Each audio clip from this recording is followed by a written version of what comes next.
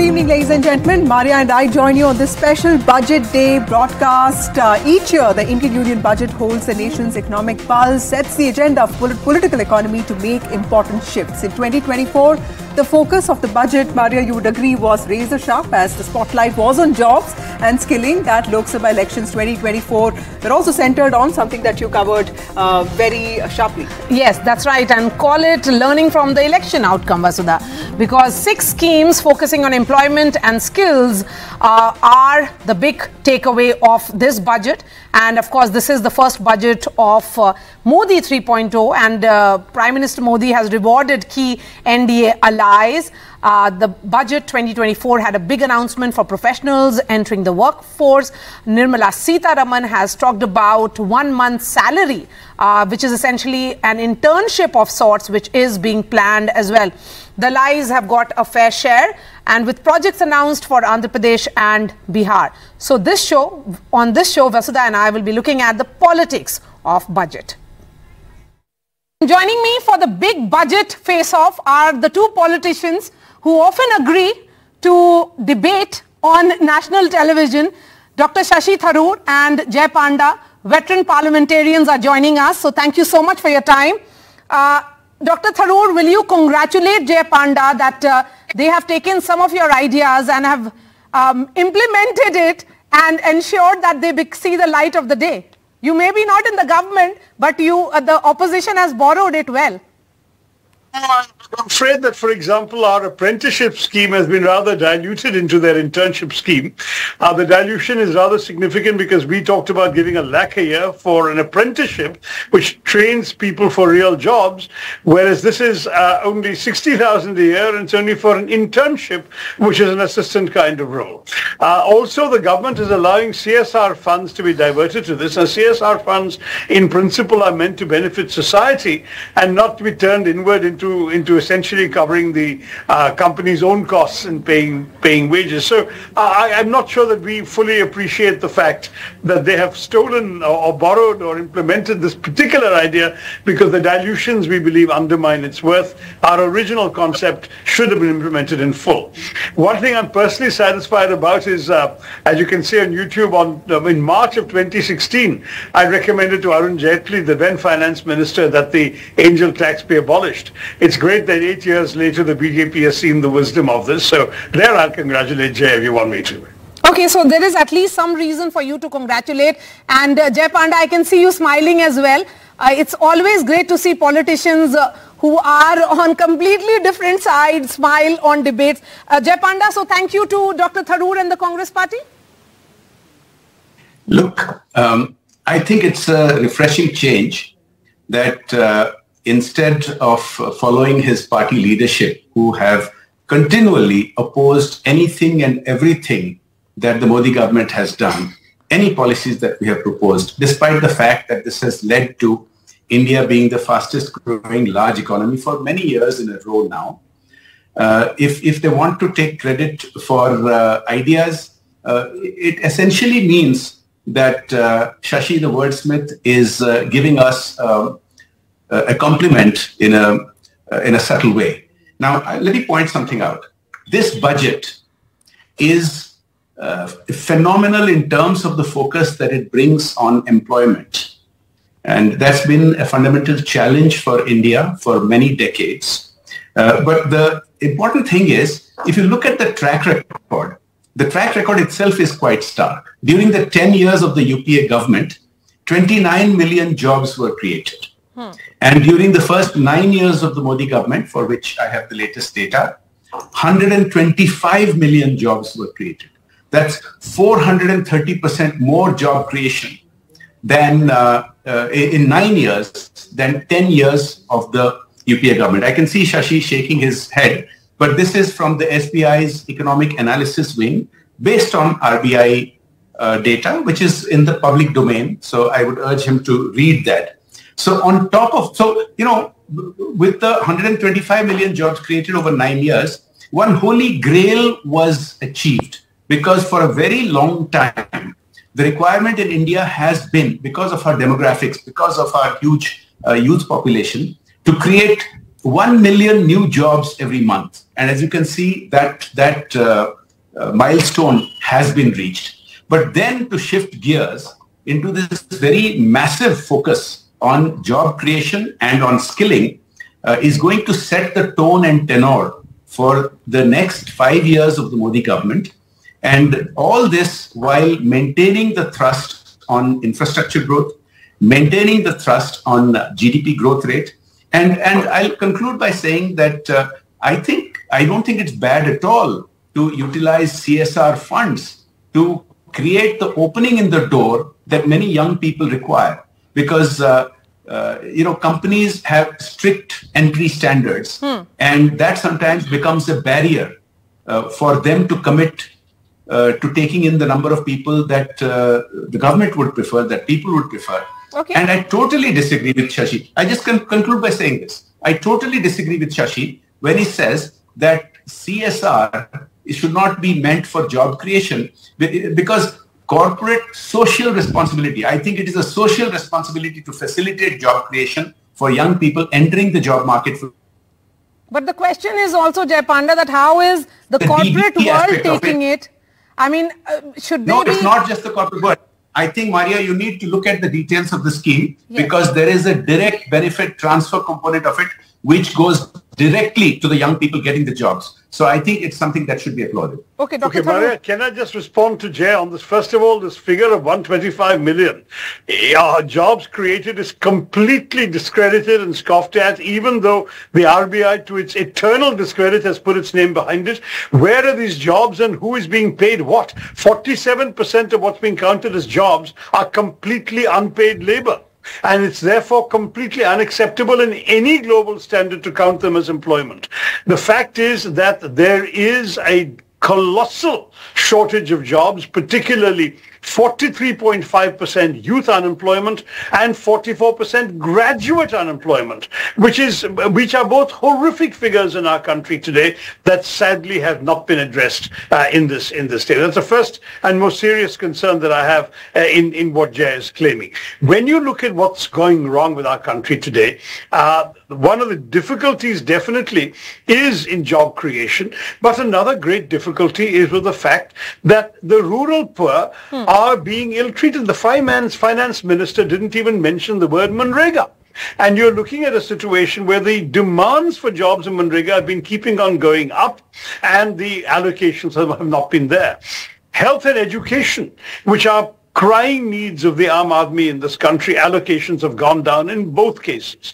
So when you look at what's going on, we see the finance minister talking about money for infrastructure, but she doesn't mention a word about the disasters that have been inflicted on this nation in the name of infrastructure. We've had the roof collapse at Delhi's airport. We've had the 5 bridges collapsing in Bihar. We've had the canopies of 2 more airports in Rajkot and Jabalpur collapsing. We've had the Mumbai's Trans-Harbour link developing a crack and the Pragati Maidan. That's a long list, Dr. Tharoor. But the problem is, what is infrastructure investment doing if it is not actually going to be enduring, lasting benefit to the nation? Railways, we are looking at a colossal crisis in terms of railways, with the Kavach scheme simply not being implemented despite various talks about that. You're looking at a really pathetic level of investment in railway safety at a time when we've had 2 major railway accidents, a collision and 2 derailments in the course of the last year. So when we talk in terms of where we're spending money, we have to see how that money is actually benefiting the nation and the people of the nation, and that's also not there. Okay. And overall investment, with FDI fleeing this country, real FDI, that is FDI minus the withdrawals, is actually at the lowest levels in this country since 2006. So I'm sorry to say that all the rosy picture my good friend Jay is painting is belied by the actual reality on the ground. You talk to 80% of India's population, say that they've witnessed a decline in incomes in the last 10 years of Modi rule. All the benefits seem to have gone just to the top 20%. What is the government going to do for these people? How are we going to increase wages at the bottom of the ladder? And I'd love to hear Jay's answers to those questions, because we certainly got no answers from the finance minister today. Jay Panda, when all those announcements were coming, particularly for my home state of Bihar, that there'll be highways and bridges, I was actually worried because Bihar in the last few weeks has seen multiple bridge collapses. So that is a reflection on the quality of these work. So how will you ensure good quality infrastructure besides making it about your alliance partners happy? Of course, Nitish Kumar would be happy. He has put out a tweet thanking the finance minister and prime minister, and so has, Andhra's chief minister. But the larger question is that does it really lead to job opportunities and the quality which is missing because of the incidents that Dr. Tharoor has spoken about? Mari, I really wish I had to face off only against Shashi and not against you too. But in the next round, I'm sure you will ask him tough questions as well. But let me answer both sets of questions. First of all, you can't keep changing the goalposts. When the largest bank in the country, one of the largest in the world, has its economic analysis on jobs based on RBI survey, you can't just wish it away. It's a fact of life. Number two, when you talk about nothing being done about the bottom of the pyramid, I think my friend Shashi forgets about the world's largest food aid program with 800 million people being assisted by Pradhan Mantri Garib Kalyan Ann Yojana. It means that the access to food and the pressure on disposable incomes has dramatically changed. And so the allegation that he makes about rural poverty is actually quite different. In fact, if Shashi read the newspapers this morning, he would have read about the surge in rural consumption, but on many factors. For example, by purchase of two-wheelers. So, and if he makes it a point to read the financial newspapers every morning, throughout the last several years, on a monthly basis, he would have read the pink papers reporting about record new job creation. This is something that's not just not just me or SBI saying. It's been reported by The Economist and reported by other multilateral agencies. Now, the UPA also has a habit of trying to blame the Modi government for its own fault. Now, look at the turnaround in the banking system, how NPAs have dramatically come down. And today, the finance minister talked about 330,000 crores having gone back to creditors because of the tight enforcement of the regime. Now, please recall that these huge bank overhang, the bad debts were created during the UPA era when there was a lot of malfeasance, a lot of loans were given to people who ran off, and that has been corrected. Similarly, when you talk about infrastructure, some of the problems that we've seen, many of them were built during the UPA era. If you look at the infrastructure that's been built purely in the last 10 years, purely under NDA governments, look at the Delhi-Lucknow Expressway, for instance, look at many other such infrastructure, you will see that we are getting world-class infrastructure. So I don't think we should shy away from celebrating some of our successes. We are doing well in the eyes of the rest of the world. Of course, we have our domestic critics, but if you take a look at the larger picture, you will see that India is being celebrated around the world. Okay. Dr. Tharoor, some compliments to the government, I'm sure. This is assets for the nation. These assets, infrastructure building is for the country. No, listen, I want the infrastructure of the country to be improved, don't get me wrong, and certainly something that every Indian should benefit from, but there's got to be attention paid to quality, there's got to be attention paid to endurance, there's got to be a serious audit done when things go wrong, and money has to be allocated towards safety and security, none of which we've heard about in the budget speech today. So on the question of infrastructure, I'm not knocking infrastructure, I'm just saying implement it better. As far as some of the other things are concerned, the Jay has said, look, I want my country to be well regarded around the world, but I do know for a fact that we have some serious challenges. Vietnam is doing so much better than us on every single yardstick. They're attracting the businesses that are leaving China. They're growing faster. They're exporting faster. And they've got 1/14 the population we have, whereas their growth figures have been much, much better. So I don't think that we should be patting ourselves on the back as some sort of world leader on these matters yet. I want us to be one, but let's really get there before we start saying this for domestic political consumption. Finally, let's talk very seriously about what ordinary people really need in our country. And the truth of the matter is that too many people, Jed talks about the sort of 81 crores of free grain. And you know, it's a sad admission, actually. There's still so much poverty in the country that the government needs to give so many people free grain because they can't eat without it. But the sad thing is I've met people who tell me they can't afford to cook the grain they get. That's the problem. We don't have enough money available and disposable income in the hands of people for the oil and the vegetables and the chilies that they'd like to put in to go along with that rice and have a decent meal. Let's understand that we're not talking only about the affluent sections of this society. We're concerned about the vast majority of people who have actually found themselves worse off in the Modi government's rule than those whom Mr. Panda is talking about. The tax cuts that have gone to the corporates, which has again been a feature of the budget today, the truth of the matter is they have not been spending that money in investing in jobs and in helping people.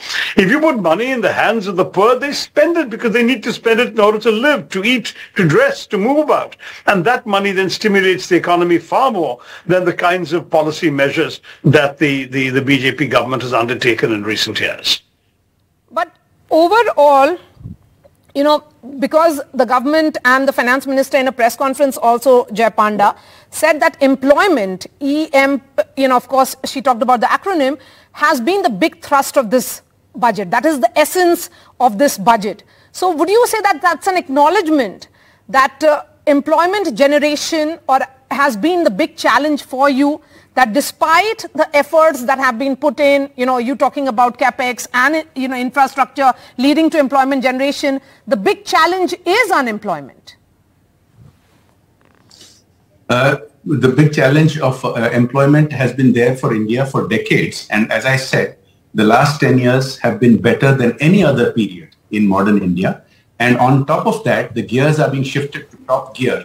Lakhs of crores are being allocated for these skilling and internships and other schemes that have been announced today to help create new jobs, to get new younger people into their first jobs. Now, a couple of other things I'll point out. I completely disagree with Shashi when he says that the Pradhan Mantri Garib Kalyan Ann Yojana scheme is an admission of poverty. It's not the case. He knows as well as you and everybody else that we have had a problem of huge millions of tons of grains which had been rotting. Storage had been a problem because of the MSP regime that has been so successful over the past decades. Rather than grains rot, it's much better to provide them to citizens. And I don't agree that people are not able to avail of or utilize the grains that they're getting. Number two, Shashi mentioned Manrega. Right at the beginning of his first term, Prime Minister Modi made it very clear that he's an astute enough politician not to rock the boat about something which has reached millions of people. But now this is a pet bugbear of Shashi's.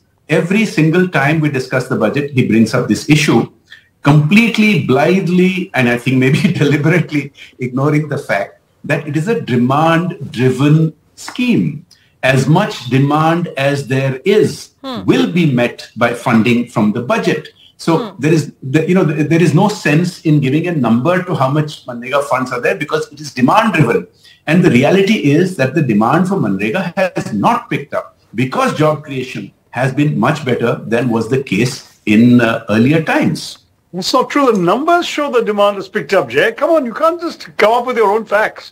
The numbers show that demand is outstripping the availability of jobs. And what is more, there are large numbers of women workers who have not even been paid for their labor because of the fact that allocations from the center to the states to pay the workers have been falling short. I can tell you of my own state because I've seen this firsthand. So there are some serious issues. Demand is not being matched by government allocations in Manrega, and it is a reflection of the fact that people desperately need this kind of work.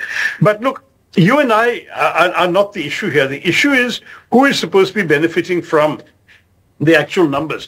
There were 13 crore active workers under Manrega right now, of whom 52% are women. And the truth is that the government has simply not provided the resources to pay these people. The World Bank actually did a report praising Manrega and saying that 1.7% of GDP should be allocated to this program.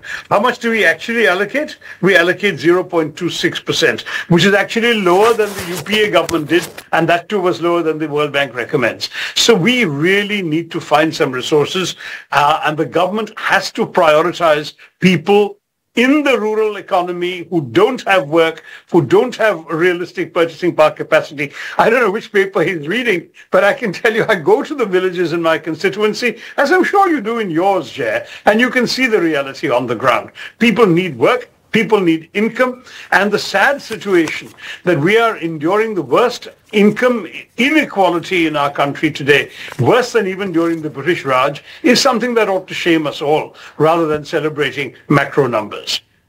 Jay Panda, quick response, and then I'll ask the last question to Dr. Tharoor. Look, I simply disagree with Shashi that funds are not there for Manrega. It's just not the case. I don't know about his home state. He mentioned Kerala, but that's not been my experience. There is a huge focus on rural and urban development this time. I mean, look at the millions of, tens of millions of new homes that are going to be constructed for needy people on top of the tens of millions of homes that have already been created. He talked about women, and millions of women have already become lakpatis because of the support to SHG groups that has happened over the past few years. And that target is being revised upwards. Now, I can go on and on, but I want to conclude by, pointing out that despite making all these allocations, and really there's no point in comparing between UPA and India allocations, because today the Indian economy is 3 to 4 times bigger than what it was during the UPA allocations. So the percentage numbers yield, even a apple-to-apple comparative percentage allocation means much larger allocation today because the size of the economy is much bigger. But I want to conclude by saying, yes, I think one of the most important things is how the fiscal deficit has been controlled. If you speak to those who give country ratings and those international agencies that monitor the country, the fiscal deficit is the single biggest important factor when it comes to our exchange rate, when it comes to inflation. It has a huge impact on that. And it has now come down to 4.9%. And in the coming year, it will come down to 4.5%, which is below what it was before COVID. Okay. It has been an impressive job of managing the fisc. Okay, Dr. Tharoor, you are an inherent optimist, and we are calling this programming budget of hope. Fiscal deficit down to 3%. Will you congratulate Jay Panda and the finance minister for having got something right? I'm sure you have seen some hope towards the end of what the Congress says a dark tunnel. Sorry, I'm just saying, Maria, I beg your pardon, I didn't realize you were speaking, that Jay and I were both in Parliament when Arun Jaitley spoke in terms of reducing the fiscal deficit eventually to 3% on a structured, organized way. So he can't be possibly rejoicing about 4.9 when we are way above where we were intending to be 10 years ago. Be that as it may. No. The fact is we have exceeded. Look, every target that the government has set, it has failed to match. Just look at the numbers for Make in India and we can talk about that. Nothing, unfortunately, that the government has promised has been fulfilled. And this is a genuine challenge. I'd love to see more success, Jay. I've already congratulated you on taking some of our ideas and I wish you hadn't diluted them. But as far as Maria's insistence on us actually agreeing on something, I think we all agree on the objectives. We want a prosperous India. We want a strong India. We want an India with good infrastructure. And I certainly want an India where nobody is starving and children are not malnourished and people are able to actually look forward to a decent meal, roof over their heads, and the prospect of decent work. I would like to see this government putting much more emphasis on health and education than it has done in this budget, which Jay has also not mentioned. Both of those areas have been woefully neglected. You mentioned COVID as a debating point, Jay. But then why has that not spurred the government into putting more resources into public health rather than less? And education has been a besetting failure of our society for a very long time, with ASER reports annually revealing that a large percentage of kids in the 8th to 10th standards can't read a second standard text in their own mother tongues. We have to give more resources to government schools. These are the kinds of things where I wish he and I would agree. You are completely disagreeing with everything that has been said. Jay Panda, 30 seconds. Yes, Shashi is very good at prose, but I'm afraid woefully inadequate on data. Now, I'll just say about health. The allocation to health on a compounded annual basis is 9.5% growth per year over the last many years. Now, that's 10 to 15% higher than the growth in GDP, which itself is the fastest growing in the whole world. This is just plain hard statistical data that Shashi should grapple with. All right, Dr. Tharoor and Jay Panda, always a pleasure to have you on budget days. You are really feisty and you always agree for discussions. So thank you so much for your time here on NDTV. Thank you, Maria. Thank you, Jay. But I'll have my own numbers to send you.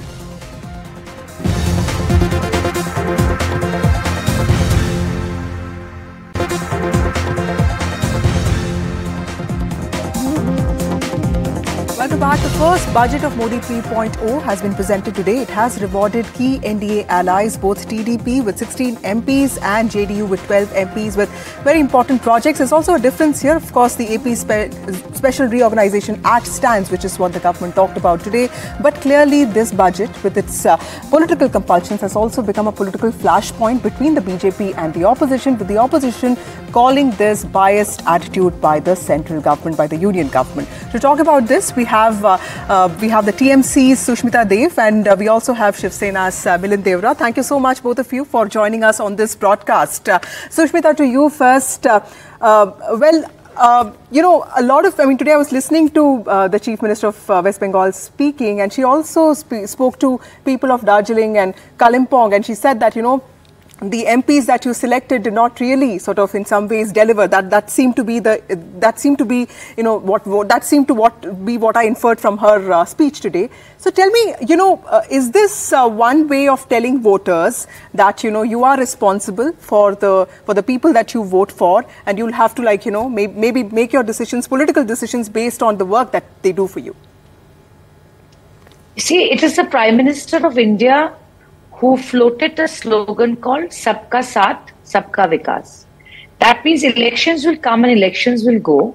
But after an election is over, he has to actually walk the talk on cooperative federalism and competitive federalism. You do not treat a state and the people of that state in a way that is directly connected to your electoral fortunes. And that's what's unbecoming of a government which we call the Union of India. Mamata Banerjee today, as a CM of Bengal, categorically stated that the deprivation of Bengal is continuing. 1.71 lakh crores of rupees are outstanding on central scheme, which is the central government's share. Now, who is it impacting? It's impacting the common man and the woman of Bengal. And why is it impacting them? Because Prime Minister Modi doesn't have the numbers he would ideally like to see in Bengal. So, to hear the Finance Minister dedicate a good part of her speech to Bihar and Andhra and not hear the name of the other states when it comes to giving them a package or giving them some sort of a enhancing scheme which will promote their economy or help the rural or the urban areas of those states is very disheartening. So there is a political budget, and then there is a budget which has to take into account that Viksit Bharat can only happen if the states also progress in the states. But if the centre decides to diplomatically talk with Nepal and in some ways address the problem of flood management in Nepal, in India, in Bihar, it's actually good for Bihar also, Bihar and Bengal also, right? These are bordering states. So in some ways, at some point, there is also a need to rise above politics, isn't it, on both sides? You see, recently Prime Minister Modi met Sheikh Hasina about the Farakka Dam. If you're talking about cooperative federalism, shouldn't he have consulted the Chief Minister of Bengal? So you can't work in a selective manner. Just because you have a government somewhere and somewhere you don't have a government, and then you have a Chief Minister who's a crutch to your government, and therefore you respond to him better. That's what's unethical about this budget and the approach of the government. Okay. So, Milind, cooperative federalism has to be about all states being treated equally. and hence the resource allocation and big projects should be announced for most states. And what is evident from this budget is that you realize, I think the BJP is realizing that there are allies whose concerns have to be addressed, and these are kingmaker allies, so TDP and the JDU. Is there a concern from you, the Shiva Sena, that elections are around the corner? You should have also been perhaps given some extra resources or extra projects. And Milind, your party actually performed the best amongst the three allies of Mahayuti. So clearly you did in some ways deserve that. Yeah. Well, firstly, thank you for having me. Few points, allow me to make a few points. One is, as far as Maharashtra goes, very recently, not announced in the budget, but a few weeks ago, the cabinet in the government of India announced a massive project for the state of Maharashtra, a 76,000 crore rupee Vadhavan port, which is going to be the largest port in India. It's strategically chosen to the western part of India. I've been a former shipping minister. I know how strategic and how important it's going to be for our maritime capabilities. Someone could have easily said, why was it chosen in Maharashtra? Why didn't it come to Kerala? Why didn't it come to Andhra Pradesh? Why didn't it come to Odisha? Sometimes you have to do the things that are important, not just to appease somebody. My good friend Sushmita made a point. She says that this budget is very political. Let me be very candid with you. Every single budget in this country is political. And it's true, when there is a coalition government, the budget becomes more and more political. Now, Sushmita, my friend, is with the TMC today. I remember in the UPA, I was a member of parliament in 2009, 2014. At that point, the TMC was supporting the UPA. It was a key ally of the UPA. And at that time, what did the UPA do? The UPA announced a huge debt relief package for the state of Bengal. We were accused at that, Congress was accused at that time of appeasing Mamta Didi, of appeasing TMC. And I think a TMC person made a statement at the time, an MP in the House, if I'm not mistaken, that yes, so what if they're giving it to us out of turn? Right. Now, I'm not saying that's justifiable. I'm not saying that is a trend that should continue. But in reality, politics does determine, in addition to economics, how a budget is drafted. Having said that, a state like Andhra Pradesh, today a state that's been partitioned about a decade ago, its capital Amravati still needs a lot more investments. Can we compare, for instance, a state like Bihar, which is a backward state, to Maharashtra? Can we compare a state like Bihar, which is a backward state, to West Bengal? I mean, I have respect for the people of West Bengal. I think West Bengal, Maharashtra, Gujarat, many other states, these are traditional industrial states. West Bengal certainly didn't have the advantage that Maharashtra did or that Gujarat and other states did. But it's caught up in terms of its industrial capabilities. Infrastructure has been built. It has an industrial base. It has large corporates based in West Bengal. Bihar has a different set of needs. And if the government of the day is investing in a state like Bihar, is investing in Andhra Pradesh to serve its capital, to strengthen its capital, what is are happening also because Nitish Kumar is an alliance partner. No, yes, I mean, for all these projects could have come to Bihar much earlier. That did not happen. Let me make one more point. Andhra Pradesh, for instance. The Congress party for the last few weeks has been demanding a special package for Andhra Pradesh. Now, when the government announces a special package, then you say it's politicization, then you say it's Kursi Bachao Yojana, and you make statements like that. If you don't announce a package, I'm sure the Congress then would have said, why haven't you announced a special package for Andhra Pradesh? Can't have it both ways. That's why what I said is, let's keep politics out of the way. TMC has also benefited in the past from supporting the UPA government and getting it. The finance minister has said the East and has it's not just about Bihar, it's also about Bengal, Odisha and Andhra Pradesh. So in that eastern region, Bengal and Odisha also is included, and Bengal, the state which Mamata Banerjee represents, Sushmita. Absolutely. Bengal, Odisha, Assam. To mitigate flood measures in Assam. Assam is also an important state which gets affected by floods. Now, can someone say, oh, because it's a BJP ruled state? Okay, let me ask Let's a keep different politics out. question. This is a university. Okay, Sushmita, just one second. The elections are over now. Sushmita, your party has proved a point. BJP has just about 12 MPs, so there is a point that TMC has proved. Is it time to go back to those original ties that TMC and BJP originally had? Because Bengal is an important state. The Prime Minister has often spoken about it with a lot of grace and affection.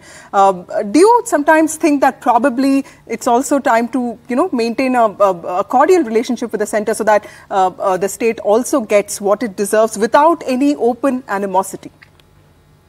See, Vasudha, I'll tell you something. Let me put on record the fact that the December of last year, Chief Minister Mamata Banerjee came to Delhi and met the Honorable Prime Minister. Doesn't matter what the electoral politics of Bengal and BJP and Trinamool is.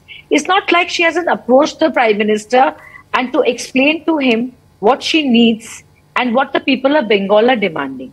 But the fact is, when you take two states like Bengal where there's TMC and let's say Uttar Pradesh where there's a BJP government, in a similar situation, the two states are treated differently. That's discriminatory. Today, you're telling the people of Bengal that Mamata Banerjee's government has issued fake NREGA cards. But when the number of fake NREGA cards are similar in UP and Gujarat, there are no inquiries and money is not stalled. That's the kind of discrimination that doesn't just hurt the country, it hurts the nation. Because the Union of India is made out of these states. Now, I'm just saying, I do not grudge Bihar, I do not grudge Andhra Pradesh. Milind is right. Andhra Pradesh has lots to, recover from after a new state has been created out of Andhra Pradesh. But I'm just saying that in the finance minister's speech, there should be a sense of parity. Yeah. So you cannot just mention the two states who are supporting you. And I think the reason Maharashtra found no space in it, because although Eknath Shinde group may have done better relatively, but they have not delivered. Let's face it, Maharashtra, I think NCP, Congress have done much better. So I agree with Milind that politics is connected to budget, but it has that narrative has to end somewhere. Okay, Milind, although we understand that there is a AP Reorganization Act and all. Some days ago, Shubhendu Adhikari, a leader from Bengal, said, "Jo hamare saath hain, hum unke saath hain." So clearly, while the budget has its compulsions, the political message of this, actually, the one that gets driven around by workers, will be slightly different, and that might actually lead to discrimination that Sushmita is talking about. Look, let me try to elevate the political discussion, not the economic discussion, the political discussion beyond West Bengal and Maharashtra and this petty politics. Let me try to paint a little picture of where India is today. Firstly, global growth is at 3% per annum on average. India is poised to grow around 7%. We should be happy about that. Number one. Number two, for the last 25 years, much of the world, especially the developed world, the Western world, have moved their manufacturing base entirely to a country called China. Today, the entire world is reworking their supply chains, trying to bring investments back into their country. Right. They are adopting what is called the China Plus One strategy, where they are moving manufacturing, keeping manufacturing in China, but also moving manufacturing to countries like India. Some countries and some companies are adopting an ABC strategy, anywhere but China. They want to invest in any place but China, and they're coming to countries like India. Okay. It's for us to utilize these tailwinds. These are once-in-a-lifetime tailwinds. These are historic tailwinds. If someone makes a statement, we're the fastest growing country, should we be proud of it? Yes. Should we look at reducing inequalities in our country? Absolutely. Should we ensure more employment comes through? Absolutely. But the fact remains that today, if you look at the front pages of today's newspaper, I'll give you a very good example. Apple, the company called Apple, that makes iPhones. Today, and this is something which has happened only because of one initiative called the production-linked incentives in the last 5 or 6 years. Right. Today, Apple is making 14% of its iPhones right here in India. What is the worth of that? $14 billion, employing thousands of people. Okay. Yeah. So, for example, if these incentives that the government is providing industry, if the incentives are targeted in a way to create jobs, which they are, but also to change supply chains and move supply chains away from China, so we reduce our Absolutely, dependence. that's very important. Like the production linked incentive, we also have the employer-led initiative. If China does what it did in Galwan, and it becomes hostile towards India. Thank you so much for your time. In fact, we have the two union ministers' interviews also lined up for you. Vasudha and I spoke to Piyush Goyal and Ashwini Vaishnav and listen in to what they had to say. And joining me now is Union Minister for Commerce and Industry, Piyush Goyal. Thank you for speaking to NDTV, sir. The thrust of this budget is certainly on job creation. Which are the sectors which the government is seeing as job generators and where skilling is the key? Because one of the aspects or big takeaways of the economic survey was the big skilling gap which has been acknowledged. Well, I think this budget has demonstrated the holistic thinking of the Modi government. If you will connect the dots that this budget has offered to us, you will find that on the one hand, it has come out with schemes for skilling and employment promotion through the employment-linked incentives. On the other hand, it has identified sectors where India has tremendous potential: leather, textiles, critical minerals, in a way feeding into electronics and electric mobility. It has focused on chemicals. So in a way, you will find that the budget looks at which are the sectors where India has a competitive edge and has, through various initiatives, 12 industrial parks are coming up in different parts of India. E-commerce hubs are coming up to promote exports. Processing of agriculture, processing of shrimps or marine products.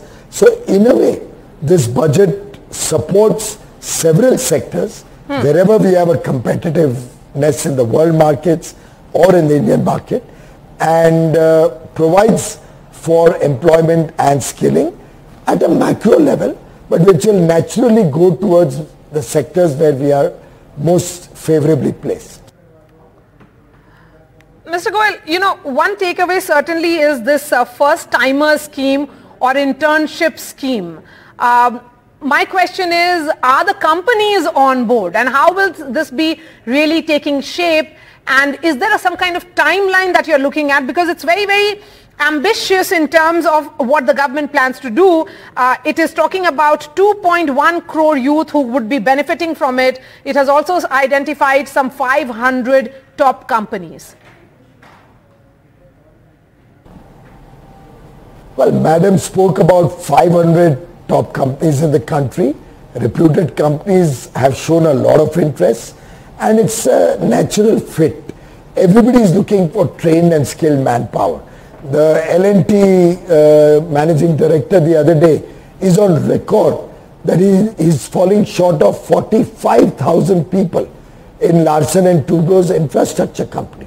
And when I last met him, he said, that's not all. I need 25,000 more for my software and IT business.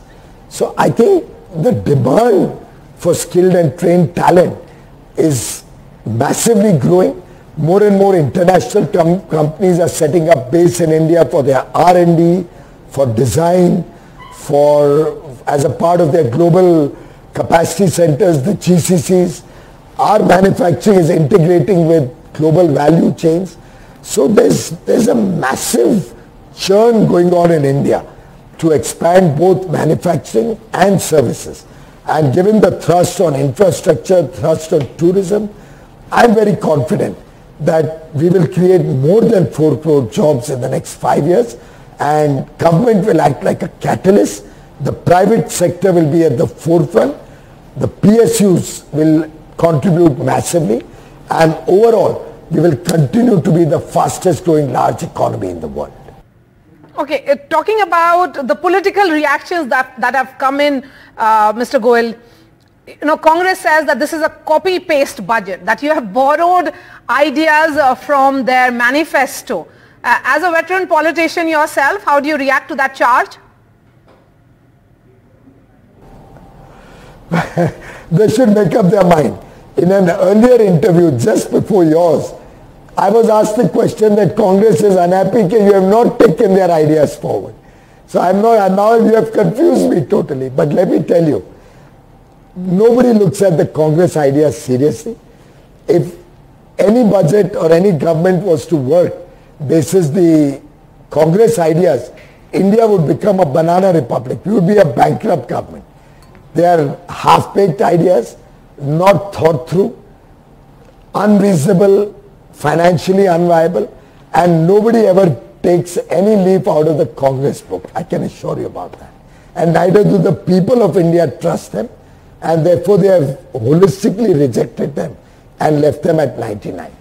Minister Goel, coalition governments are known for compulsions, as they say, politics of compulsions during the UPA as we saw play out. This is the 11th budget of Prime Minister Modi, and it's clear that you are speaking from a position of strength. There is reforms which have been put as on focus. There is continuity of policy as well.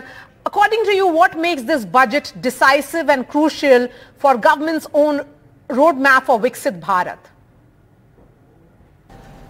Well, I think one marked difference in this budget is the confidence that it exudes.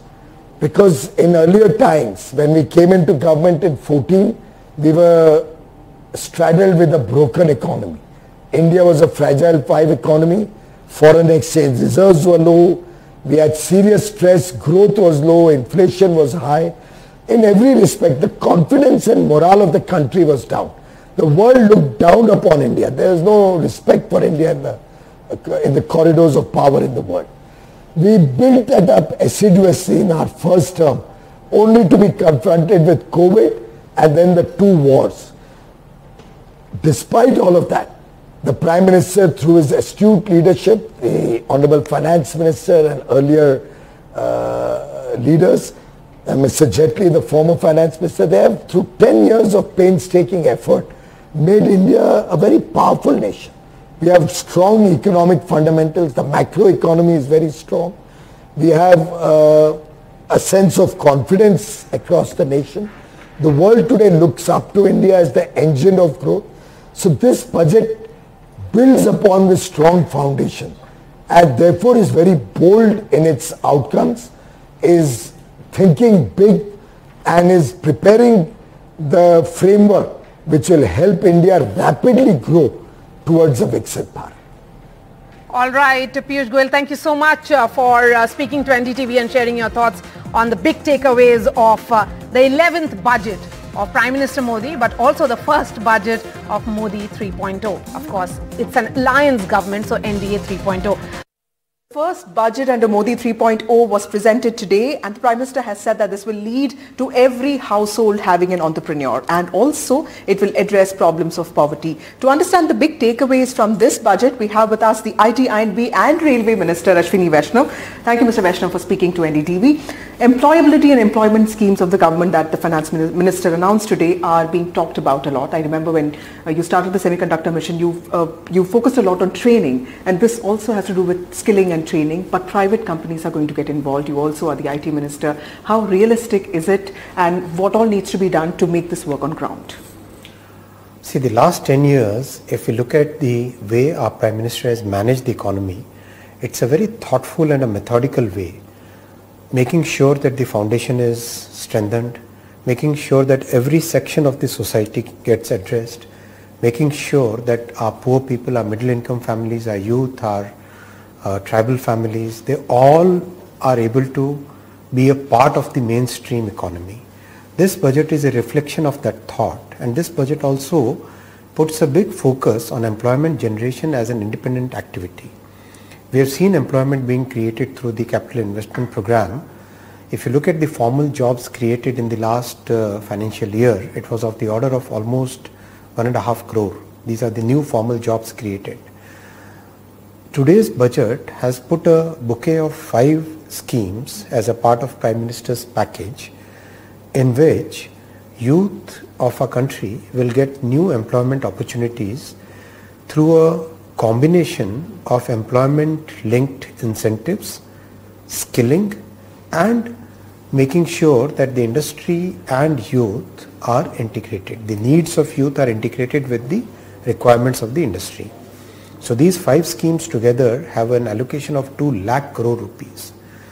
And over a period of 5 years, lakhs of students, lakhs of young people, lakhs of candidates trying for various jobs will get lots of opportunities. The internship program and the employment linked incentive, these are continuation of what has already been achieved in the past 10 years, and it was also announced in the BJP's manifesto as Modi ji ki guarantee. It was announced as a part of that, and we are very happy that in the first budget itself, Honorable Finance Minister has announced very specific scheme for employment creation. So you're confident that the private sector will be on board, the 500 companies? Of course. Just recently, I think the L&T CEO, he announced that they need 45,000 more people, more employees. So this is very much a need of the hour that we integrate the requirement of the industry and we integrate the current skilling level and the aspirations of our youth and make sure that more and more people get employed. Absolutely. Mr. Vaishnav, a lot is talked about the government doing away with the angel tax. Now, of course, while everybody has welcomed this, there's also a concern with regard to money laundering. We did hear the Finance Minister also clarify that there are other provisions in law which can look into this. What kind of impact can this have on the startup ecosystem? See, the deep tech startups, they are the ones where it's very difficult to make a fair assessment of the value of their work. So it was becoming very there was an uneasy situation where a deep tech, when you start the work, it will be very difficult to say that after 1 year what will be the outcome of that project. So it was imperative, and this is the best practice all over the world, where the startups, their valuation is done as per the assessment of the funding and the investment community, investment professionals. They are the ones who do the assessment. So I think it's a very welcome move, and the startup ecosystem has highly welcomed this move.